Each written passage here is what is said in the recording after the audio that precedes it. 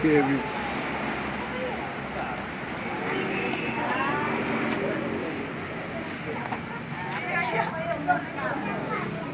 Cak momen lah.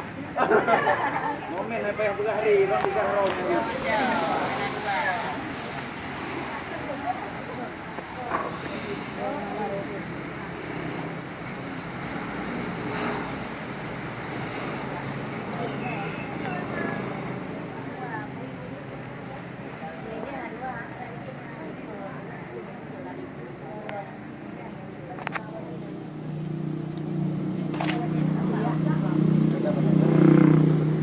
Mana lagi?